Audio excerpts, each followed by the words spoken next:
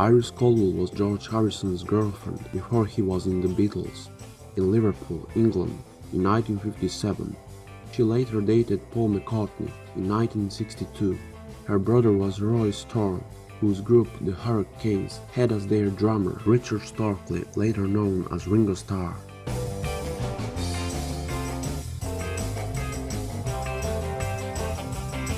Ruth Morrison was a widely attractive and bright young Liverpool girl who in 1958 managed to catch the attention of a young boy named George Harrison in a big way. He had always been flirty with the local school girls and talk of girls with his mates, but he'd never been totally hooked on a girl until he met Ruth. As his friend Ken Brown recalled, George had never really been too keen on girls. He was only 16 and at the Liverpool Institute with Paul McCartney. Later he seemed to go head over heels for Ruth. Luckily for George, Ruth returned his affections and they started chaste romance which consisted entirely of hand-holding and kissing, but never went any further than that. It was partially thanks to Ruth that George finally got to play a proper full gig with his mate John Lennon's band.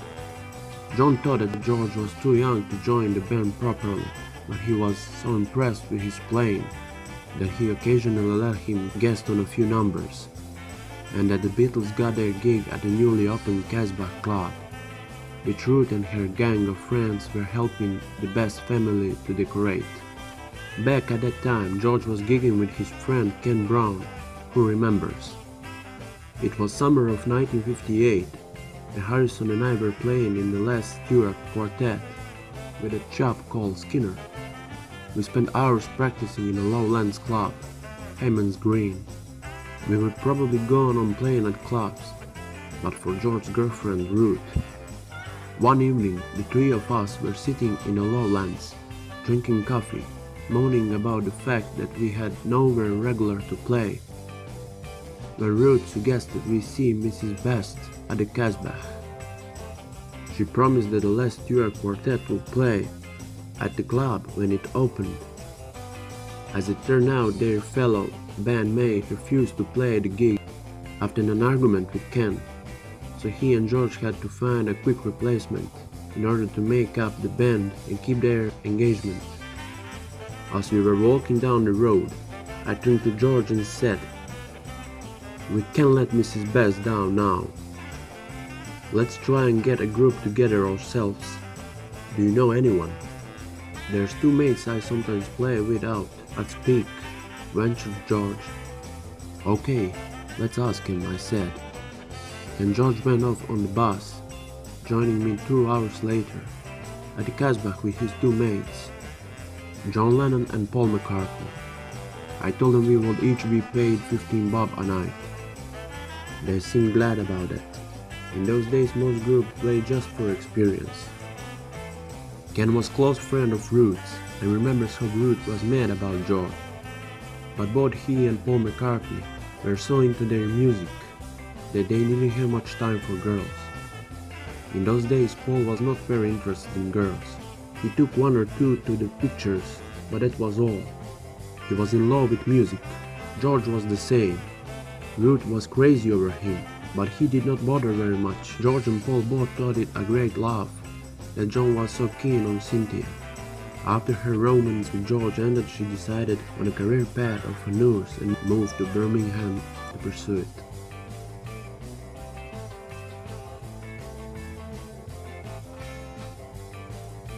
She met the Beatles at the Casbah Club and was first attracted to John, but it was George who asked her out. Pauline was probably George's first steady girlfriend, and she was still his girlfriend when he went to Hamburg with the Beatles in the spring of 1961. Unfortunately for George, while he was away, Pauline got the eye of Jerry Marsden of Jerry and the Peacemakers. With the George out of the country, Pauline went out with Jerry a couple of times, but she clearly told Jerry that George was her boyfriend and they could only be friends. Neither Pauline nor George took much notice to Jerry, but he just wouldn't go away. Eventually George asked Pauline to choose him or Jerry, and she picked Jerry, although George called her a few times afterwards to check if she was still happy. She married him in 1965. and they're still married today.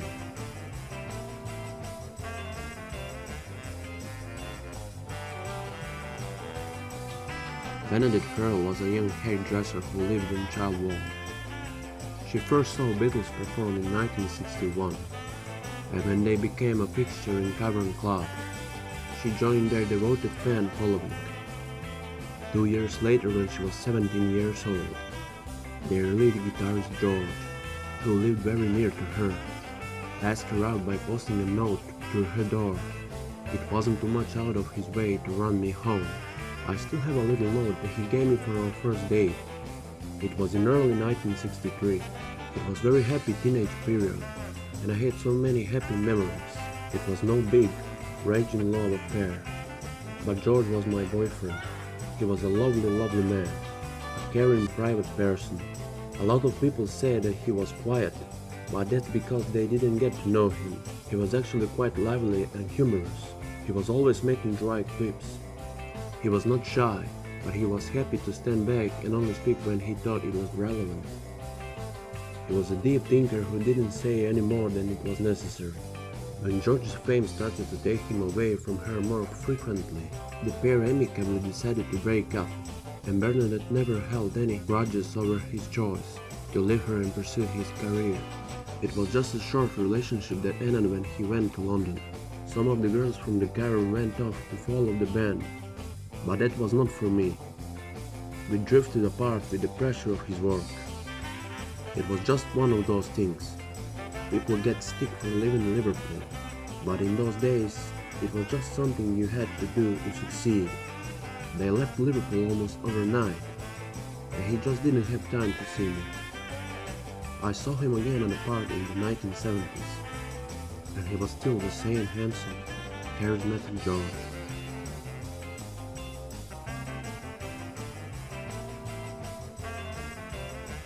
Anne-Marie Geer was born 2nd January 1943.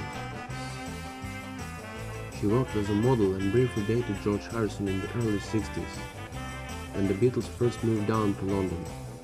Around 1966, Marie started dating Justin Hayward of the Moody Blues, and he wrote the song Nights in White Satin about the end of his previous love affair and the start of his new love with Marie. Monica Bricken was briefly George's girlfriend when the Beatles were in Hamburg. She was 70 and was George, so they were underagers together. She said it was more of a platonic relationship, but she was there when George was deported and had to catch a train home.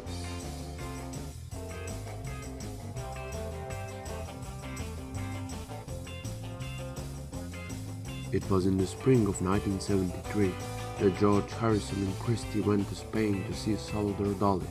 As Pattie Boyd explained in her autobiography Wonderful Tonight, Christy and Harrison became lovers on that holiday, and when they returned they waited for their respective spouses in Harrison's home, Trier Park, in Oxfordshire. At the same time, Ronnie Wood was in love with Pattie Boyd. Katie Simmons. In 1974, when she was just 24 years old, she began dating George Harrison, on whose wife Pattie had left him for his friend Eric Clapton. Convinced that their relationship was going to progress into something deep and meaningful, possibly even viewing George as her true love, she moved in with him into a little villa near St. George's Bay in Grenada. They spent several happy weeks there together before George left for LA to plan his first solo concert tour, as Harrison flew off alone to Los Angeles, leaving Katie behind quite broken-hearted.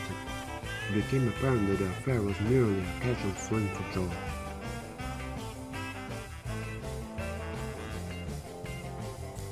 Pattie Boyd's autobiography revealed how she left George Harrison for Eric Clapton. Now Clapton's ex, Laurie Del Santo, tells for the first time how she and Harrison got their own back with a 3-day affair of their own. Model Laurie Del Santo has told how she had an affair with George Harrison so they could both get revenge on her womanizing partner Eric Clapton. She says they secretly got together in Hiroshima, Japan in December 1991 when Harrison and Clapton were playing on tour together, and spent 3 passionate days behind locked doors at Harrison's luxury suite at the Sun Plaza Hotel. Laurie describes it as an act of sweet revenge, because Clapton famously stole Harrison's wife, Pattie Boyd, just 4 years after the Beatles married her in the 60s.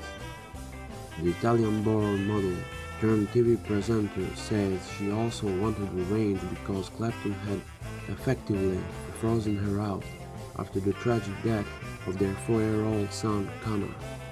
In an interview with acclaimed journalist Daphne Barak, Laurie said, "It was amazing. We had so much to talk about. I will never forget that time. The memory of those 3 days are still with me. It was so private, so special." He asked a lot of questions about Eric. He needed to, and I needed to talk. He was so sweet. He was very caring. It was not all about sex.